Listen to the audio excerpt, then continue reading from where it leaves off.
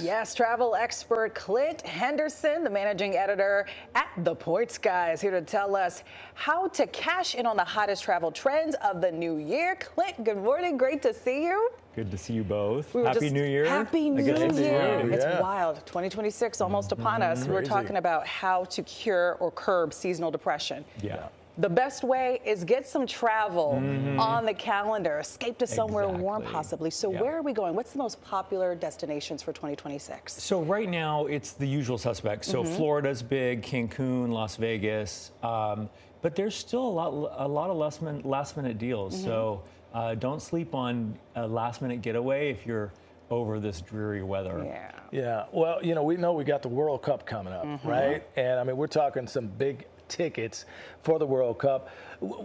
Any suggestions on, on traveling to see the World Cup and maybe not spending as much? So here's where points and miles really come into play, because you can book a hotel for points that cost so much less than cash. Even sometimes buying those points to use on bookings like that can save you a lot of money. And here's the other thing. If you want to go to a big concert, a big event like World Cup, something like that, wait till the last minute. A lot of times they overestimate how many people actually are going to go, and then they dump tickets or hotel rooms or even flights onto the market. So those are two little strategies you can use there. You know, those tickets are super expensive. Yeah. Let's talk about airlines because they're adding new routes. Is that cost savings or more accessibility? What's going on there? It's really interesting. The airlines are trying to get more adventurous in the places they're sending people. So we saw new routes launched to Greenland and Mongolia, all these random places you might not have expected. It's because it gives the airlines a lot of press, but Americans are more and more adventurous. They want to see places that are not all over. So of course, Paris, Tokyo are going to be the most popular, but now with these new routes, it opens up more of the world.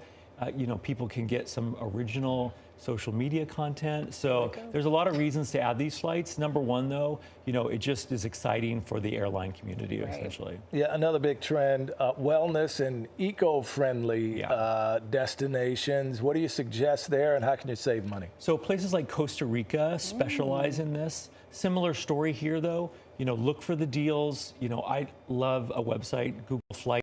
And there's a tool called Google Flights Explorer. You literally just put in your home airport and it shows you an interactive map of the world, shows you all the places you can go in the world for the cheapest amount of money. So look for places like Costa Rica, the Caribbean, places a little bit off the beaten path that have deals.